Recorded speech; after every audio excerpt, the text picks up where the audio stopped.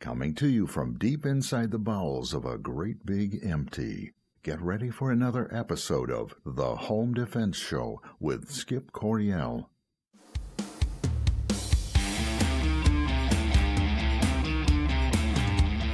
Hello, American families. Welcome back to this week's episode of The Home Defense Show. I'm your host, Skip Coryell. And if you love your family, care about them deeply, and want to learn how to protect them in every facet of your life, then you've come to the right place. We've got a great show for you today, and I know that you're going to love it. Well, first off, we've got Inside Skip's Brain. I'll tell you what I think about some topic in the news today. And then if we have time, we'll go ahead and we'll read a news article or two pertaining to home defense. And then in segments 2 and 3, we have Sheriff Richard Mack. Sheriff Richard Mack, just an awesome fellow. He's going to give us an update on what's going on with the Cliven Bundy case. The guy spent, 3 years in prison, being prosecuted by the federal government for Bureau of Land Management indiscretions, shall we say. Sheriff Richard Mack knows the Bundys personally and has his finger on that pulse, so he will give us the story that you will not hear on the mainstream media. But first, let's go ahead and let's talk about what is in my brain, what's going on in my life. Well, I just finished some more training. Yesterday, I spent all day with the Michigan State Police. They had a church safety seminar, and boy, it was really, really good. It was geared right towards houses of worship, and they gave us a lot of good information on setting up church safety teams, how to handle active shooters. It was really, really good, and I enjoyed it a lot, and I look forward to implementing what I learned from them when I go out for Midwest Tactical Training and teaching churches how to protect and defend themselves. But let's get right into the news right now. I was reading on Drudge, I think it was yesterday, about Donald Trump. And I got to tell you, that guy's like a lightning rod for everything in the world. He cannot open up his mouth without someone trying to destroy him. And if he says nothing, they try and destroy him because he didn't open his mouth. Let's just face it, there are some people who will never be happy as long as Donald Trump is in office. And I think some of them would even pursue him to the gates of hell just to make sure he got in safely and could never get out. I'm just amazed at the vehemence and the hatred that some people in this country have for President Trump. Well, let's go right to the news right now, and let me give you a little bit of background information, okay? I go to Drudge, and the main headline is S-Storm.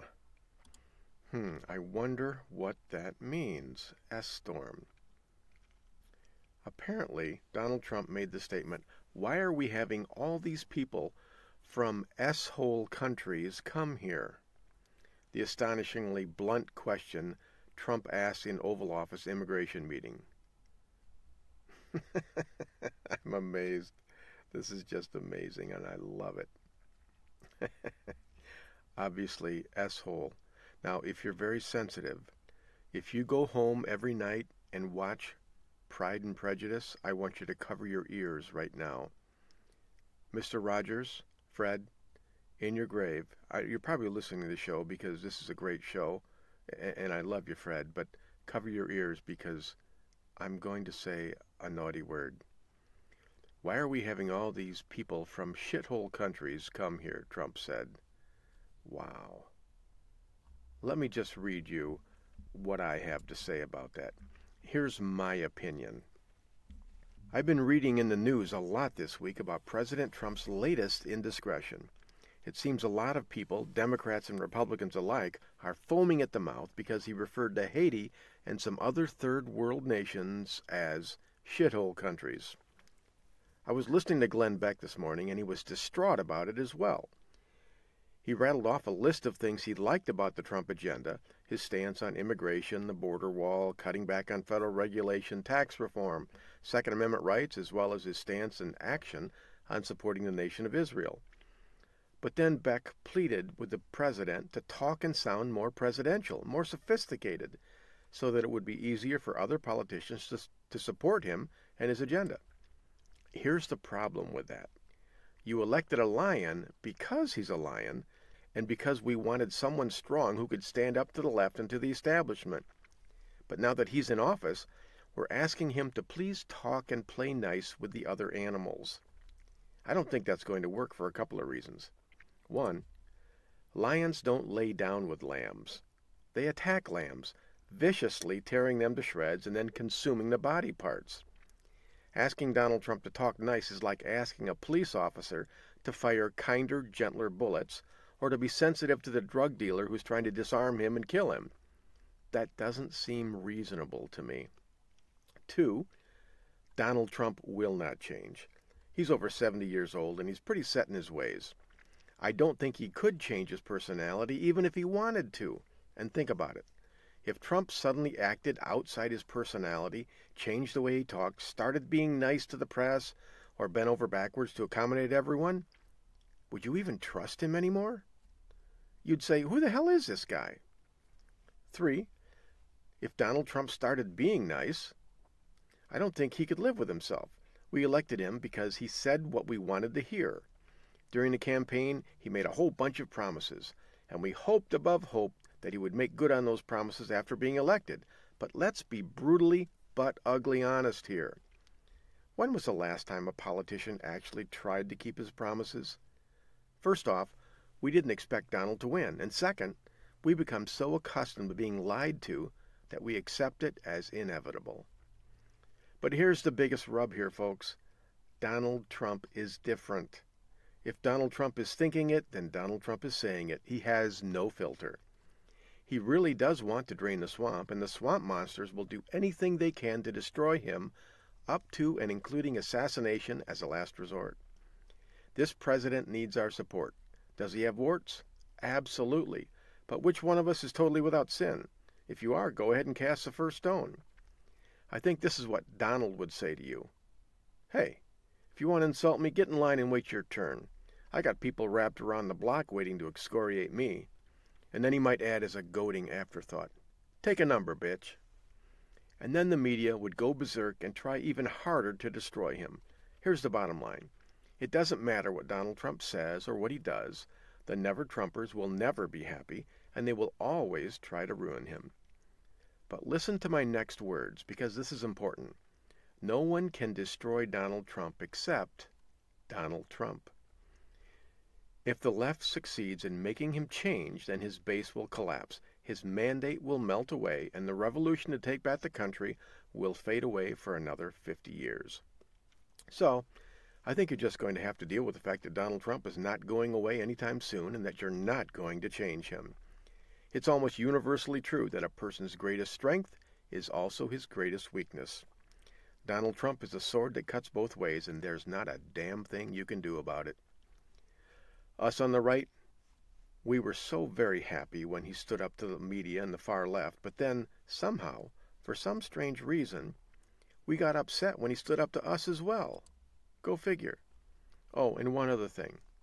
Haiti really is a shithole country. Think about it. If we allowed unlimited immigration from every third world country on the planet, then what would America become? One thing's for certain. It would be a lot less like America and a lot more like Haiti. And that's what I think, folks. Now I know some of you are cringing at my words. But you know what? Behind the scenes, most of us talk that way. At least when our wives aren't there. But men, come on, reach down and grab some scrot here, okay? I mean, it's who you are. If you don't like those words, those colorful expletives, fine, don't use them. But this is America. If you want to use the S word or the F word or whatever, go ahead and do it. If you don't. But don't try to censor other people, even if they are the President of the United States. I mean, the silver lining is, you know what Donald Trump is thinking. You know that when he says something, he really, really means it. When was the last time you had that in a president? in a politician anywhere. Okay, yeah, he's no Fred Rogers. But do you really want Fred Rogers for a president? I mean, Putin would kick his ass. He would wipe the block with Fred Rogers, because the world today is not Mr. Rogers' neighborhood. It's dangerous out there. It's a minefield. And right now we need someone strong. In my opinion, Donald Trump is the man for the season. He says what he means, and he means what he says, and if you don't like it, well, I don't think he really cares. I want to talk about the next guest that we have coming on, because the guy really is exceptional. Richard Mack. Richard Ivan Mack is the former sheriff of Graham County, Arizona, and a political activist. No kidding. He is known for his role in a successful lawsuit brought against the federal government of the United States, which alleged that portions of the Brady Handgun Violence Prevention Act violated the U.S. Constitution. He is a former lobbyist for Gun Owners of America and a two-time candidate for U.S. Congress. Mack is also the founder of Constitutional Sheriffs and Peace Officers Association of America. And he established the County Sheriff Project movement, both of whom claim the power to refuse to enforce federal laws. Actually, that's unconstitutional federal laws for whoever wrote this. You know, so this guy, he sued the Clinton administration, and he lived to tell about it. How many people can actually say that? He's now running for U.S. Senate in Arizona. I hope he wins. You know, we're going to be talking with Sheriff Mack in segments 2 and 3, and he is going to bring us up to speed on the Cliven Bundy case. There's not a whole lot in the news about that, even though it's been very newsworthy. I mean, Cliven Bundy, 71 years old, spends 3 years in prison being prosecuted by the United States government, and now he's free, and now Richard Mack is going to tell us why the Bundys were set free. Okay, folks. Well, we have a lot coming up here. You got a 2-minute break. Go ahead and check out our sponsors, Firearms Legal Protection, firearmslegal.com/Midwest Tactical, and Elite Firearms and Training. Check out Larry Jackson. Find out what he can do for you and your family. Okay, this is Skip Corley Home Defense Show. When we come back, we'll be speaking with Sheriff Richard Mack. Don't go anywhere. We will be right back.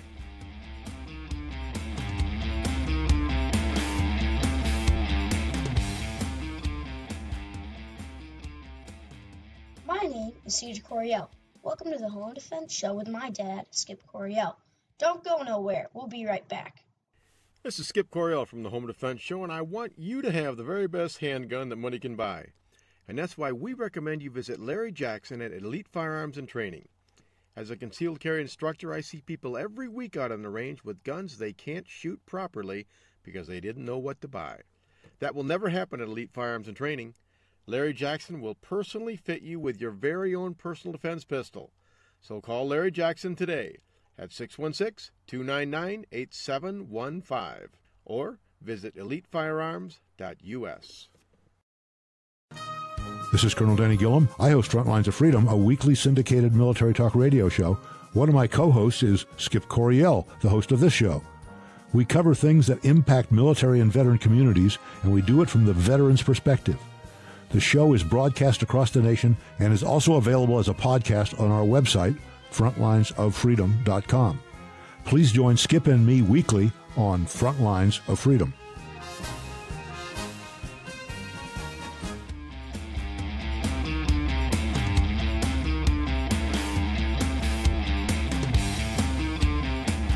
Okay, folks, welcome back to the Home Defense Show. This is your host, Skip Coriel. As promised, I have delivered Sheriff Richard Mack from Arizona. Sheriff Mack, welcome to the Home Defense Show. Well, Skip, thanks so much. It's always a pleasure to be with you, and I can't even count the years that you and I go back, but anyway, let's forget the age part and just get on with it. Well, you know, I'm a Marine Corps veteran, and I can count, and it's been 8 years We went back to the Second Amendment March and the Washington Monument, Washington, D.C. It was a great time, and I'm glad that we got the opportunity to meet. Now, Sheriff Mack, I know all about you, but my listeners may not. Can you tell us about all things Sheriff Richard Mack? Who are you? Well, that's a really good question.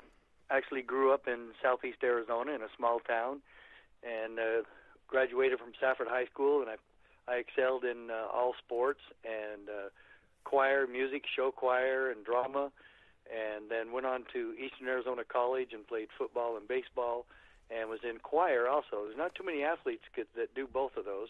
I went on to graduate from Brigham Young University in Utah, and while I was there, I got a part-time job as a meter maid.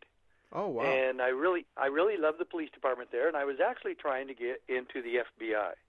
My father retired from the FBI, and so I got a degree in Latin American Studies, and I speak pretty good Spanish, and a minor in sociology. And I tried to get in the FBI 3 times, and for one reason or another, of all the tests that you have to take, there was always one that I didn't do very well on. And I passed them all, but you have to get in the high 5 percentile, and I just never did quite. And so it didn't work out. And at the time I was really disappointed, but it didn't take me long to realize that that's not where I wanted to end up. And I've been highly critical of the FBI, so it wouldn't have been something that I would have wanted to do. After J. Edgar Hoover left the FBI, it became very politicized, and it lost its independence. And the politicians took over the FBI entirely. I really regret how the FBI has been changed since then. But anyway, I went on from there and did everything in law enforcement imaginable at Provo Police Department. I hired on full-time in 1979. 2.5 years later, I became an undercover narcotics officer. After that, I became the school resource officer and became a detective after that, a patrol sergeant, and a hostage negotiator. And then in 1988, I moved home to Arizona, and I ran for Graham County Sheriff, and I was elected twice. And in 1994, I became the first sheriff in American history to sue the federal government and win a case at the United States Supreme Court on the issue of state sovereignty, and stopping gun control was the main emphasis of the decision and of my lawsuit, because we sued over the Brady Bill, which was a huge piece of gun control. And the unique thing about this law is that it actually was the first time in American history that the federal government, and i.e. Congress, attempted to commandeer the office of sheriff and force all sheriffs in this country to enforce the Brady Bill. And they didn't negotiate with us. They didn't try to do a contract. They just said, you're going to do this for us. And this is what's crazy, Skip. They actually threatened to arrest us if we failed to comply. And that was in the bill. And I wish I was making this up, but I'm not, and I didn't. And so I won that lawsuit, but I lost my bid for re-election. And after that, I started writing books and going on the lecture circuit, and it really blossomed from there. I wrote so many books and traveled so much that I don't believe there's anybody in the United States. I'll challenge Sarah Palin or anyone else that there is no one that has appeared at more Second Amendment rallies and or Tea Party rallies than I have. I've done over 150 Tea Party rallies in this country, and probably as many or more Second Amendment rallies. Wow. And I'm an activist, author, and right now I'm a school teacher. I teach government, economics, and criminal justice at a local charter school in the West Phoenix area.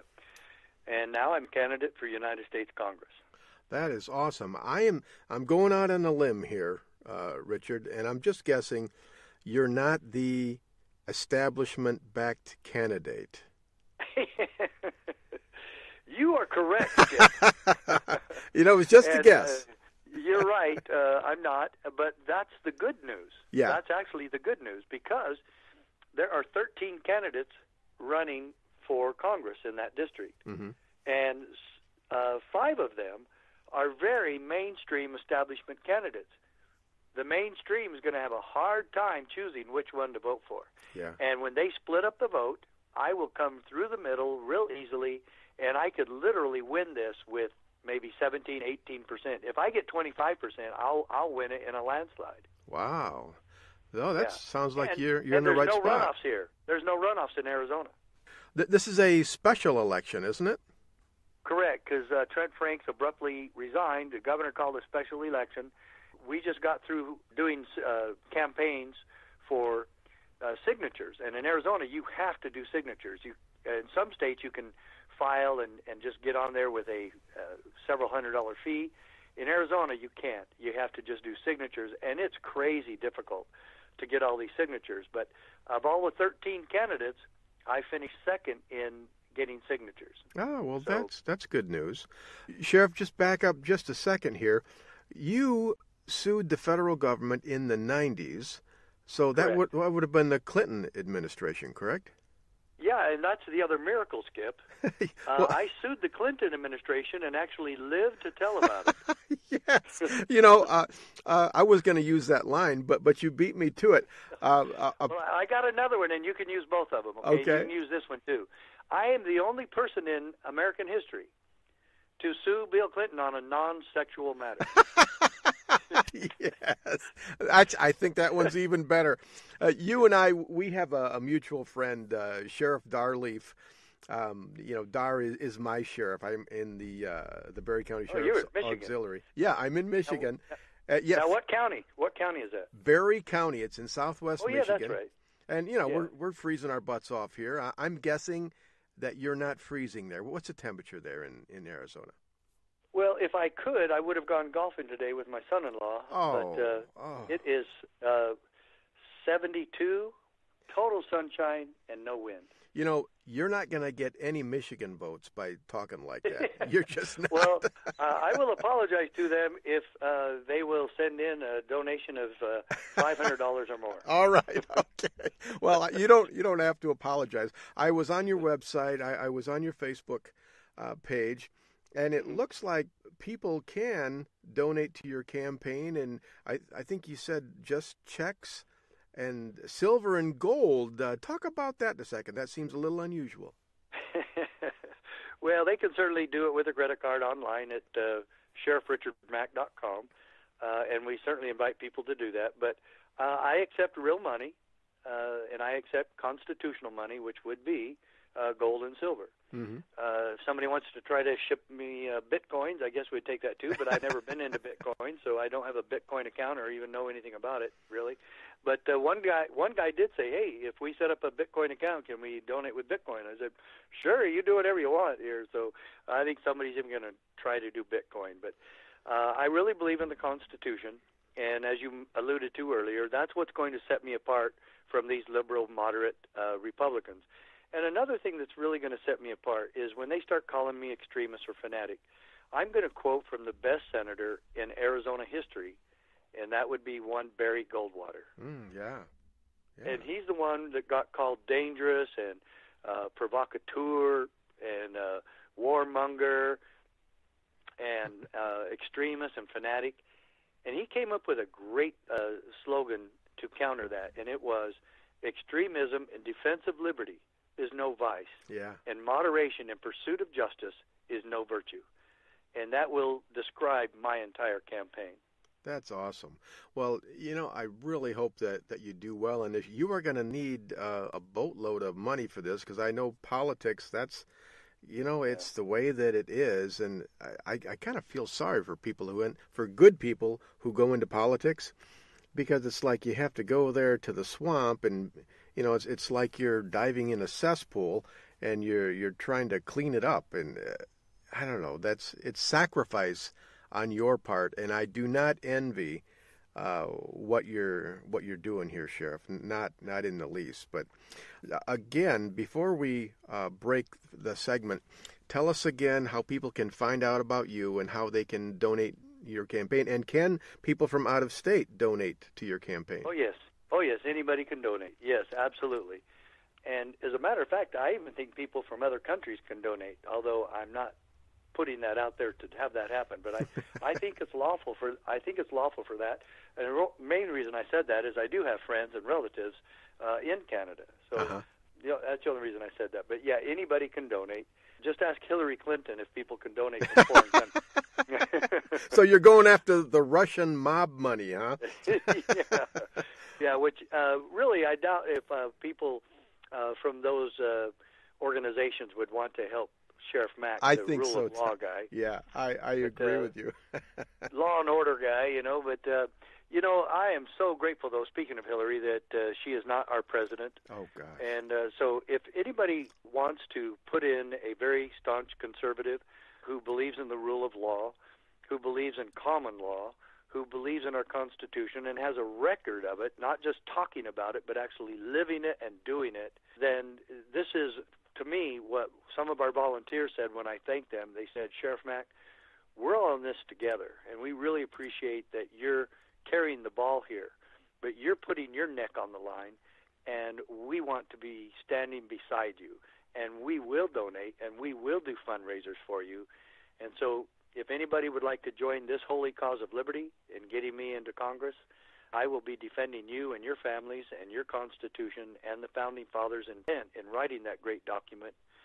So that's at sheriffrichardmack.com, sheriffrichardmack.com. And if you want to just send in a check, just make it to Sheriff Mack for Congress, P.O. Box 567, Higley, Higley, Higley, Arizona, 85236. All right, that sounds fantastic. Okay, Richard, we're going to take a 2-minute break here, but when we come back, I have promised the listeners that we're going to talk about the Bundy case, because a lot of people, they really don't know what's going on, and I have a feeling you have your finger on the pulse of that one. So if you can stay around for the next segment, we'll go ahead and we'll talk about that. Sound good? Absolutely, yes. I do have my finger on that subject. Okay, folks. All right, this is Skip Coryell on the Home Defense Show. We got a 2-minute break here. While you are away, go to sheriffrichardmack.com and donate some money to him and check out what he's all about. Also, check out our sponsors, Firearms Legal Protection, firearmslegal.com/Midwest Tactical, and then check out elitefirearmsandtraining.us. We will be back in 2 minutes. Don't go anywhere. We will be right back.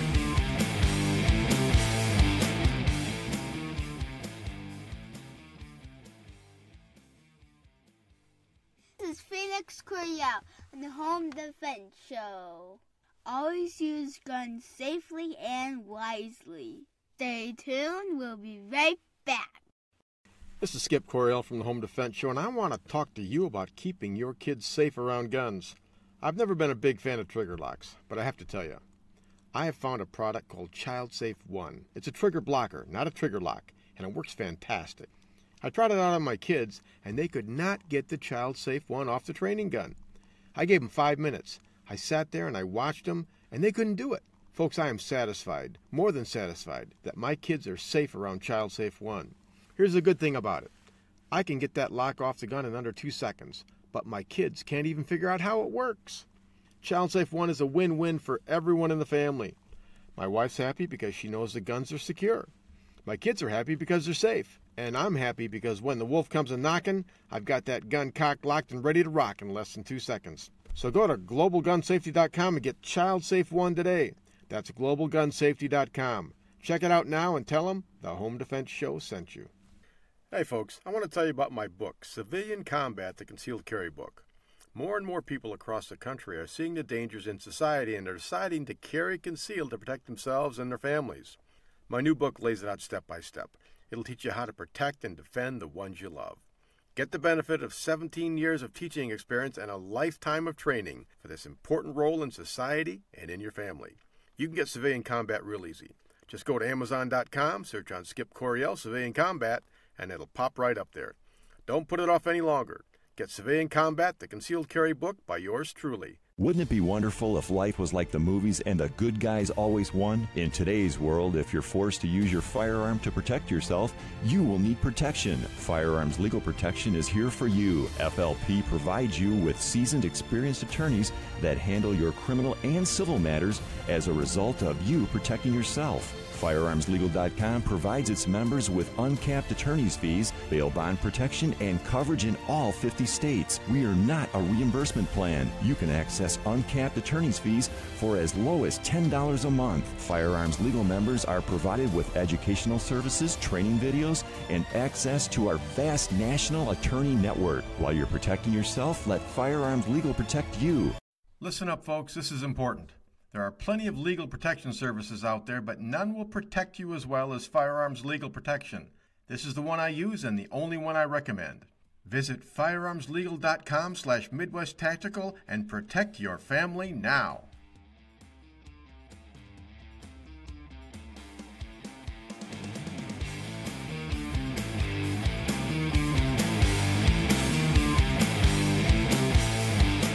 Okay, folks, welcome back to the Home Defense Show. This is your host, Skip Coryell. We are with Sheriff Richard Mack. He is a candidate for U.S. Congress in the District 8 of Arizona. And again, sheriffrichardmack.com if you want to find out about that. But for right now, what I'd like to do, Richard, is I want to get some facts out there about this Cliven Bundy case that's been going on for years, I think. All I know is what I read on Wikipedia, and it made Mr. Bundy sound like, just a terrible, terrible man, but I know it can't all be true. So tell us about the Bundy family, the controversy, what they've gone through, and maybe what the prognosis is for them. Well, I'll tell you flat out that whoever has tried to make him look like any kind of a bad person or a kook or a nut is absolutely off their rocker. It's 100% opposite. I know Cliven Bundy. I haven't agreed with everything he has said or done, but I will tell you, he's probably the most patriotic, principled, noble person that I have ever met in my life. Wow. And I'm talking about my own parents and my own grandparents and any of my own very personal friends. This man believes in what he was doing and what he is doing, and to the extent that after he was thrown in prison and denied bail as if he had ever hurt somebody in his life, which he has not, he has never advocated violence. He and his boys and any of his family have never hurt another living soul ever, nor have they threatened to. And there was a murderer here recently, and there's been plenty of these, who was just released on first-degree murder charges, just released on his own recognizance, and the Bundys were denied bail entirely, as if they were some sort of danger to the community or danger, a flight risk danger. And so absolutely ridiculous, and these people, Ammon Bundy and his brothers and Cliven Bundy, their father, were in prison for 2 years awaiting trial, and denied habeas corpus, and denied anything and everything, were very much mistreated in prison, not tortured, not anything illegal, but just mistreated. Yeah. And denied food every now and again because of, their own little quirks and rules. But be that as it may, and all of them lost a lot of weight, by the way, but be that as it may, they were denied their constitutional rights while in there, and especially the one regarding the right to a speedy and public trial. Yeah. And when they did file for habeas corpus, they said, no, the Judge Navarro in Nevada said, no, your right to a speedy trial is not violated until you're in here 5 years. 5 years? 5 years. Oh, my God. So literally, they could go, according to her, she could be arrested and just sit for 5 years until we tell her why. Or any of us and all of us could literally go to prison for 5 years, and we're not violating the right to a speedy trial, which is absolutely absurd. This whole thing started in April 12th, and a little bit before that, obviously, but it all came to a head April 12th, 2014. And when I found out that the protesters were all going to try to stop what the federal government had been doing. You see, they were confiscating the Bundy's cattle on a ranch that had been very prolific and in business for about 130 years. Mm-hmm. And this ranch had been in the Bundy family that long. And these were just common, ordinary Norman Rockwell Americans who had been trying to make a living. And the other thing that should really startle Wikipedia or anybody else or mainstream media, CNN should be really concerned that there used to be 53 thriving ranches and good family businesses being destroyed by our own federal government. And when they went after the Bundys, 52 ranchers have been thrown out of business and put out of business because of the BLM regulations and the Forest Service regulations, and destroyed all of these ranchers. And now, basically, the Bundys have been destroyed for the last 2.5, 3 years also, because most of them sat in prison. Yeah. And the women and some other men who weren't in prison tried to keep the ranch going, but they've been hanging by a thread to keep in business. And you got to ask yourself, why do we accept that? Why are they destroying our food supply? And why do they think the land belongs to them? Yeah. And the only thing the BLM and Forest Service care about public lands is to keep the public off of it. It's not a national forest or anything, right? Well, some of it might be on forest land, but we know that Wayne Hague fought the Forest Service in Nye County. The Hague family's been fighting the BLM and Forest Service for now over 37 years. And the federal government did the same thing to them. Even after the Hagues won in court 2 or 3 different times, they still go after them. Yeah. And they have disobeyed court orders. And I know the IRS disobeys court orders all the time when people beat them. But the federal bureaucracies know that nobody's going to enforce anything against them. So they just keep right on doing the tyrannical despotism that they have been doing for decades. And so when push came to shove, the federal government, BLM, had put about 400 head of cattle in a makeshift corral. They also had another makeshift corral, and I'll get this, that protesters who wanted to protest and wave signs, they could only do that if they entered the federal government corral, literally a fence put up for protesters. So cows and people were put in corrals as if they were one and the same. Oh, my God. And this is the stupid federal government, how out of control they have been. Mm-hmm. Now, I will say that most of this occurred under the Obama administration. But Sessions and part of the Trump administration has allowed this stuff to keep going. And Sessions even congratulated the prosecutors in some of these cases, where Trump has not. But I will say one of the mistakes that Trump has made has been Jeff Sessions. And so on April 12, 2014, the protesters said, along with the Bundys, that they were going to go release the cows out of the makeshift corral. There were about 200 armed snipers and paid mercenaries, and I would like to see the total money that federal government put into this. They have failed to disclose that publicly. But I would say it was about $25 million that they have spent on this and growing all the time. And just ridiculously so.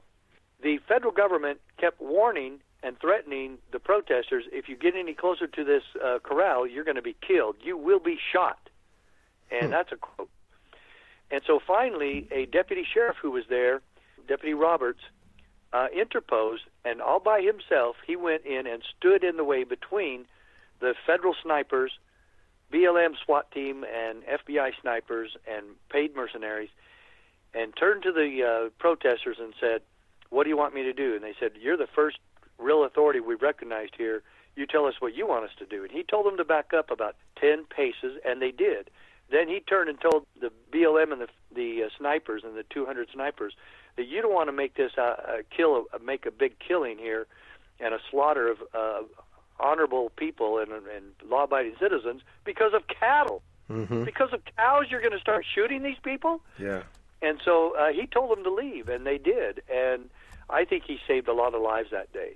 Wow. And I've even written a book that has that included in it called "Are You a David?" And that's available at cspoa.org. Then after that, I was there. I got there just a little bit late, and I was there, and I talked to reporters and other people who were actually there at the scene. And because the I-15 had been blocked off, I was late getting there. Maybe that was inspiration, I don't know. But I told my family I was going to tear down the makeshift free speech corral. Mm-hmm. And so I probably would have been arrested had I done that. So, but I just thought it was so stupid and unconstitutional for the government to do that I was going to go tear it down. But I did direct traffic and keep the crowd at bay and back away from the cattle as they were released, and they were all sent up a trail back home. And so literally the cattle came home. And it was really the most spiritual, patriotic thing I'd ever experienced in my life. And the reason why I say that, because about Cliven Bundy being the most patriotic and noble man I've ever known, is because all throughout all this, he said this was all about God, family, and country, and defending what he knew was right, and land rights, and the right to pursuit of happiness, and life, liberty, and pursuit of happiness. And he really believed in these things, and he believed in the Founding Fathers. And then, after sitting in prison nearly 2 years, he and his sons were given an opportunity to leave prison until they came up with the final analysis of a mistrial. And the same judge who was a tyrant and on the side of the prosecutors, now had completely done a 180 and was now against the prosecutors. And both the prosecutors and the judge were trying to throw each other on under the bus in accepting any culpability as to the crimes committed against the Bundys and other protesters who were not in prison for that long. And so finally, she said, I'm releasing everybody, all the Bundys. And appearing before the judge, Cliven Bundy said, is everybody being released? And he asked that to the judge, and she said, no, there's still a few that are going to be in here. He said, I will not go home unless all are being released today. He went back to prison. Wow. Until all of them were... I don't know if I could have done that, Skip. Yeah, because you miss your family so much. I wanted to be home with my wife and kids and grandkids. Yeah. And after 2 years, he had the guts and the courage to say that, and the nobility and the love for his fellow man. I would like to think that I would have done the same, but I really don't know if I would have. Mm-hmm. And you really don't know until you're in that position. But I know he did, and I know he did it. And I so admire him. And again, he has never hurt anybody and never threatened to. And I was there, and I met with him in his home. In fact, I had a one-on-one meeting with him in an enclosed office back by his bedroom. Mm-hmm. And he asked to have that meeting with me. Got along very great. He's a great man. His wife is an absolute saint. I love Carol Bundy. Ammon Bundy is a very honorable man. Ryan Bundy, David, Mel, their wives are wonderful people, just saints and angels, every one of them. And it's a pleasure to have known them. It's a blessing for me to have known them. Mm-hmm. And both myself and my youngest son were with me that day, April 12, 2014 there. I stayed 3 days and went back home. And later, after they started arresting everybody, I thought they might be arresting me also. But I do know that I never committed a crime there, so I thought, well, maybe they don't want to go after somebody with my high profile. Mm-hmm. And they never did. So I did not agree with the Bundys going in and entering the Malheur Refuge building in Burns, Oregon. And I told them not to, and I told them to get out of there. And they didn't leave, obviously. But at the same time, I know that their motives were pure. And I told them, I warned them, this evil federal government of ours will put you in prison. They will hurt someone. And it turns out that I was right. I have nothing but disdain for the people who shot and killed Lloyd Finicum. He should not be dead. And I think that I know they committed crimes doing it. They already lied about doing the shooting and how it happened. The FBI has already lied about that, and some people are going to be in trouble about that. But Jeanette Finicum, Lavoie's widow, is still filing a wrongful death suit against the government, and I hope she wins. And I hope the Bundys sue as well, because I don't think Cliven wants to, and he doesn't want the money from the federal government. But they should go after them, and they deserve the money. But they also need to go after them to protect the rest of us from this ever happening to any of us. Yeah, that's a good point.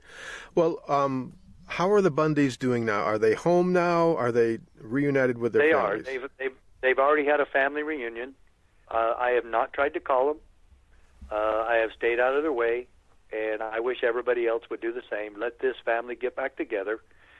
They haven't been doing very many interviews. In fact, I don't think they've been doing any.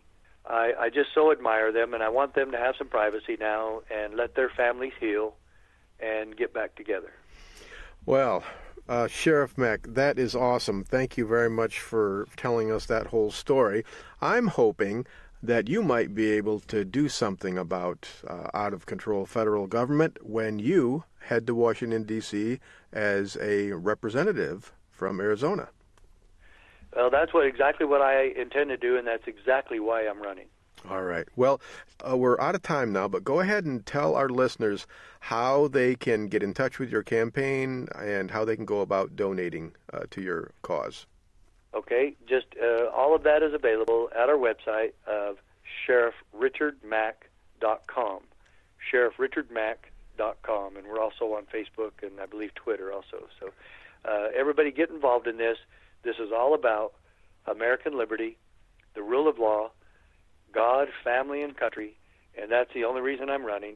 As you alluded to, I don't really want to be back in that swamp, but I really do want to help President Trump drain the heck out of that swamp. Good. All right, Sheriff Mack, thank you very much for being on the Home Defense Show. You're welcome, Skip. Thanks for having me. Okay, folks, this is Skip Coryell on the Home Defense Show. When we come back, we will go ahead and we're going to do the wrap-up. While we're away, I want you to go to sheriffrichardmack.com and do what you can for his campaign. It is truly for God, family, country. This is Skip Coryell on the Home Defense Show. Don't go anywhere. We will be right back.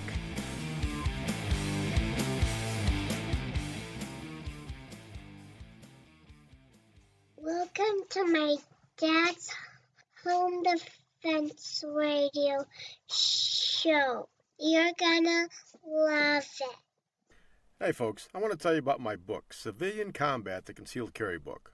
More and more people across the country are seeing the dangers in society and are deciding to carry concealed to protect themselves and their families.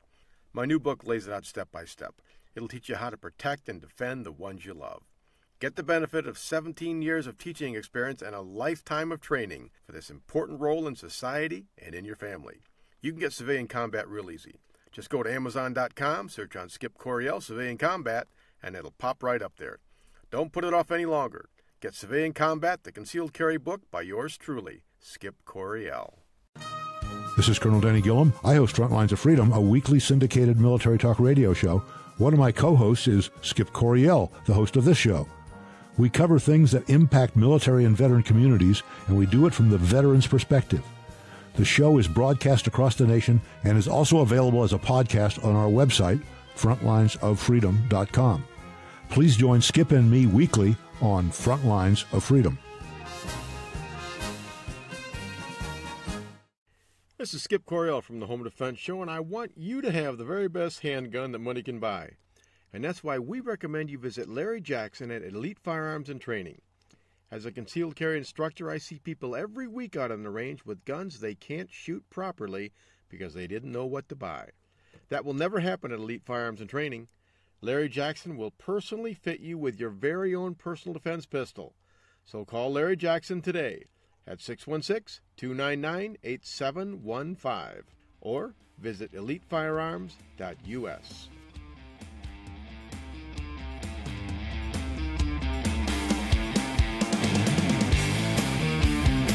Okay, folks, welcome back to the Home Defense Show. This is your host, Skip Coryell. I really liked that interview. That was incredible. I think that's one of the better interviews that we've had on the show here. Richard Mack is very articulate, very experienced, just very educated. He knows a lot about the Constitution, about civil rights. So he was a good man to call to get that story. Isn't it amazing how you can watch something in the news, you can look for something in the news, like the Bundy case, and there just seems to be a void in the coverage. The mainstream media, when they don't like something, they'll either not cover it at all, or they'll cover it in a negative light. And in this case, with the Bundy family, They didn't cover it much, but when they did cover it, it was not positive coverage. And they just have this way of making patriots into scoundrels. Like wild, out of control anarchist or militia people who want nothing more than to overthrow the federal government. And it sounds like that wasn't the case here. But what are you going to do? The media is so powerful. It can be a little discouraging if you let it get to you. If you don't keep the faith, it can really get you down. Especially after 8 long years of the Obama administration, it was really difficult for a staunch conservative to be encouraged, to take heart, to have faith and hope. What would it have been like if Hillary Clinton had won the White House? I venture to guess that we wouldn't even have a Second Amendment right now. I think after the first year, she probably would have gotten rid of it, because I just don't trust the Republican senators and representatives to stand up to Hillary Clinton and the media combined. But when you think about Cliven Bundy, what he did, standing up to the federal government like that, the full force and power of the federal government, an out-of-control federal government. They have virtually unlimited resources. And when they set their sights on you, oh man, they can ruin your life forever. They'll ruin your reputation. They can ruin your family. I mean, God bless Cliven Bundy and his family. How did they stay together? That woman, Carol Bundy, she must really love her man. To hold the family together while he was gone for 2 years. That's an incredible story right there. Someone needs to write a book about that. And if they do, White Feather Press will publish it. I guarantee that right now. But I wonder, I asked myself the same question that Sheriff Mack asked himself, when Cliven Bundy was offered to get out of prison. He refused because not all of them were getting out. Man, that takes a lot of character to do that. That shows to me right now, that proves to me in my mind, convinces me that he really is an honorable man. Only an honorable man would do something like that. A selfish man would just take whatever he could get. A selfish man would fold. He'd get the best plea that he could get and leave it at that. He'd cut his losses and run. But the Bundy family, they did not do that. They gutted it out. They put their freedom and their very lives on the line. I mean, Sheriff Mack was right. That man, what was his name, Roy Finicum? I remember watching that video over and over again of him being shot by the FBI.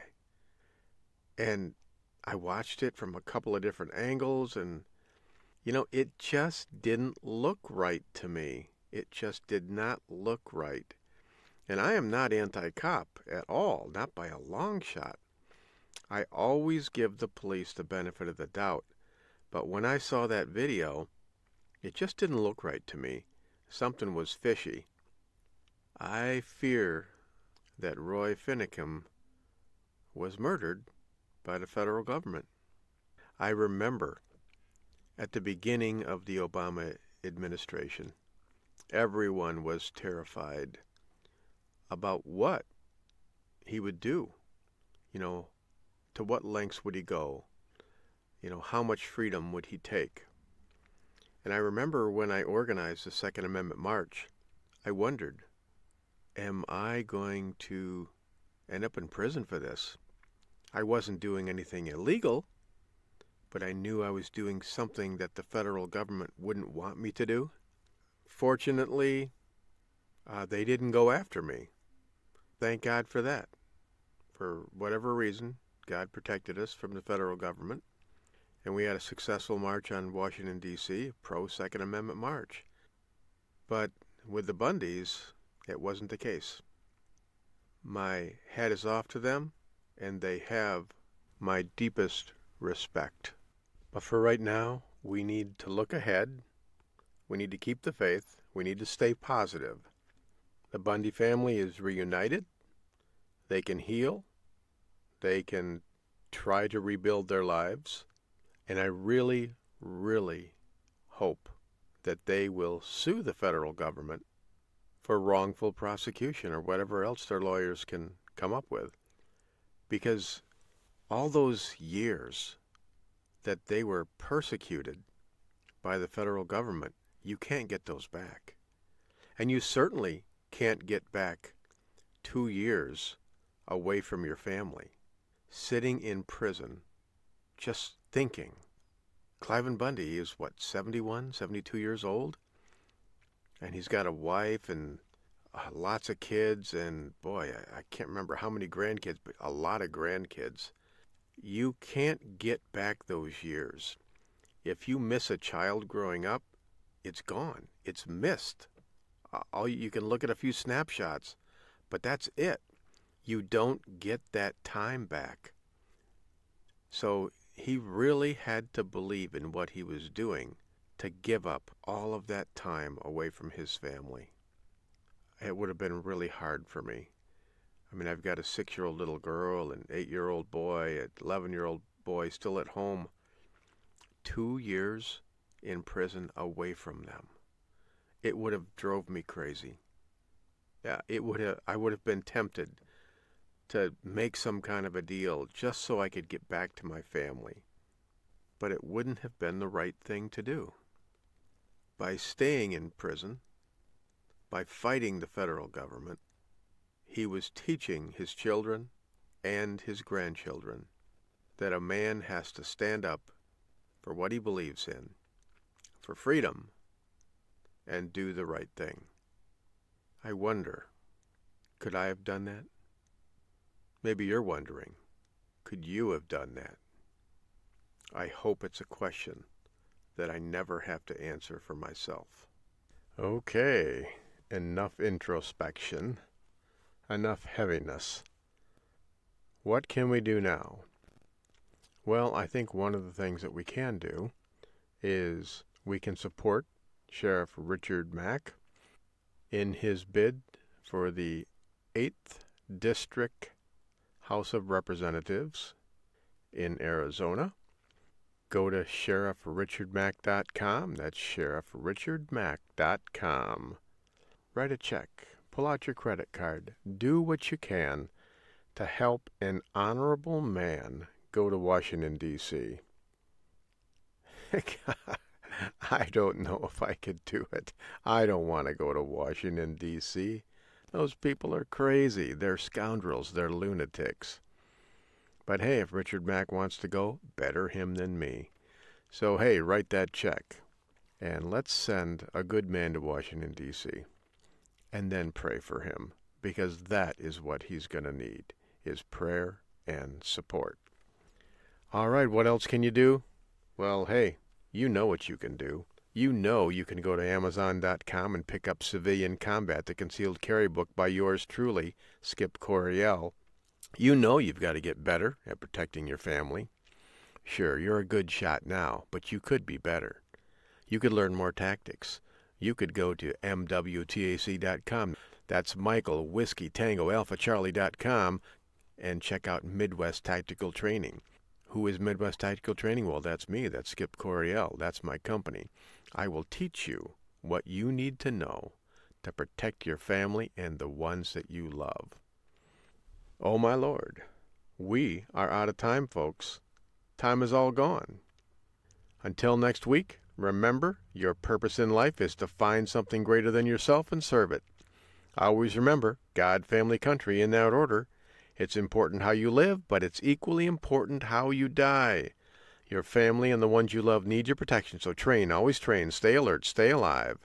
Until next week on the Home Defense Show, this is your host, Skip Coryell. God bless you, God bless your family, and God bless America.